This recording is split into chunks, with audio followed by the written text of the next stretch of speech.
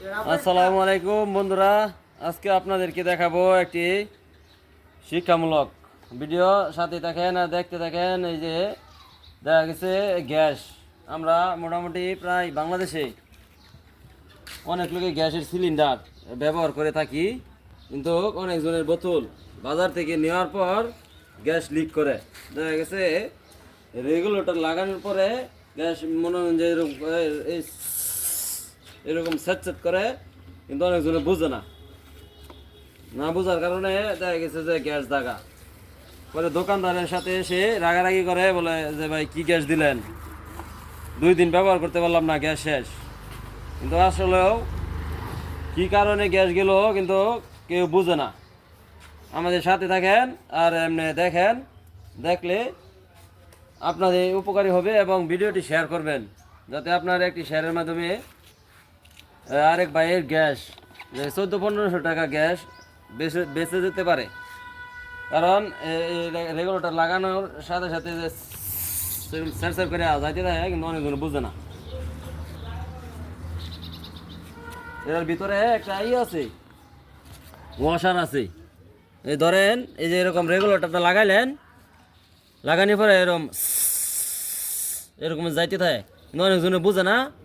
না বোঝার কারণে এই দেখেন এক ভাই বোধ হয় এই যে ঠ্যাট ঠ্যাপ পেঁচাইছে এর মাঝে বোতলের মুখে অনেক ঠ্যাট ঠ্যাপ বা তেনা মেনা পেঁচা, কিন্তু তেনা পেঁচাইলেও কাম হবে না। এটা ভিতরে যেটা আছে এটা না পাল্টাইলে কিন্তু এমনি গ্যাস যাইবই, যত কিছু করেন। জায়গা মতো ওষুধ না দিলে যেরকম আর কি ওরকম, ঠিক জায়গায় চিকিৎসা না করলে এমনি গ্যাস যাইবই। এই ভিতরে একটা ওয়াশার আছে, আমি এটা বাইর করতেছি, ওয়াশারটা আপনাদেরকে দেখাচ্ছি। এরকম একটা মারতুল বা টেস্টার যেটা আছে, যার যেটা আছে এটা দিয়া এই যেরকমভাবে এটার ভিতরে একটা ওয়াশার আছে।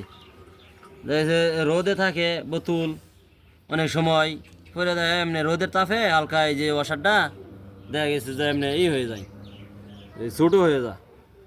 তারপর ওই রেগুলেটরটা লাগাইলে সেরকম শেষ করে আস্তে আস্তে গ্যাস দাগা দেখা গেছে এমনি এমনি। এই 1400-1500 টাকা গ্যাসটা কিনলেন, এই মনে হয় যে 1 সপ্তাহ শেষ, না বোঝার কারণে। আজকে যে আপনাদেরকে শিখাই দিচ্ছি যে এরকম ওয়াশার কী করবেন, ওইখান থেকে বাইর করে ফেলবেন। আবার যে কোনো দোকানে যাইয়া বললেই হবে, দেখবেন যে দোকানের সামনে অনেক বোতল আছে, খালি বোতল। দোকানদার ভাইকে বলবেন যে আমাকে একটা ওয়াশার দেন, কোনো সমস্যা নাই, কোনো টাকা পয়সা লাগবে না। এমনি দোকানদার ভাই যারা গ্যাসের বোতল বেচে তাদের কাছে চাইলেই দিয়ে দিবে। তারপরে আনার পর ওই আগে যেটা সমস্যা ওটা মনে হয় যে ফেলে দিবেন। তারপরে নতুন এখানে বসাইয়া সোজাভাবে বসাইয়া, তারপরে এমনি যে এরকমভাবে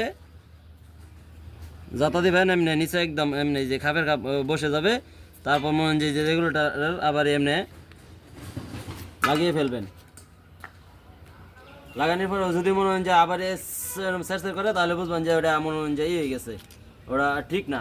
তাহলে মনে হয় যে আবারই খুলবেন, আবার খুললে আরেকটা দিবেন ওষার, ওটা খুলে ফেলবেন, আরেকটা ওষার দিবেন। মনে হয় যে আরেক বোতল থেকে নিয়ে আরেক বোতল থেকে ওষার খুললে মনে হয় যে আবার বসাই দিলেন, এমনি সোজাভাবে বসাই দিলেন।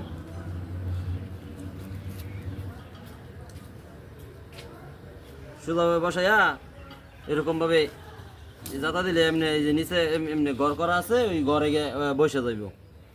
এমনি বসার পরে আবার মনে হয় যে রেগুলেটর দিয়ে চেক করলেন, মনে হয় যে লাগাইলেন। যদি মনে হয় যে এই শব্দ না করে, স্যার যদি না করে, তাহলে বুঝবেন যে আপনার এমনি গ্যাসের মুখা ওকে আছে। তাহলে মনে হয় যে আপনার এই গ্যাস বেঁচে গেল। এবং ভিডিওটি অবশ্যই শেয়ার করবেন, কেন আপনার শেয়ারের কারণে দেখা গেছে আমাদের এরকম অনেক ভাই ক্ষতিগ্রস্ত হচ্ছে। গ্যাসের বোতল বাজার থেকে নিয়ে আসার পর দেখছি 1 সপ্তাহ ব্যবহার করতে পারে না, আস্তে আস্তে গ্যাস ক্ষয় হয়ে যায়। কিন্তু এটা কোনো দোকানদারের দোষ না, এটা দোকানদারেও জানে না। ভিতর যে ওয়াশারটা আস্তে আস্তে এমনি ক্ষয় হয়ে যায় ব্যবহার করতে করতে, এটা কিন্তু দোকানদারও জানে না।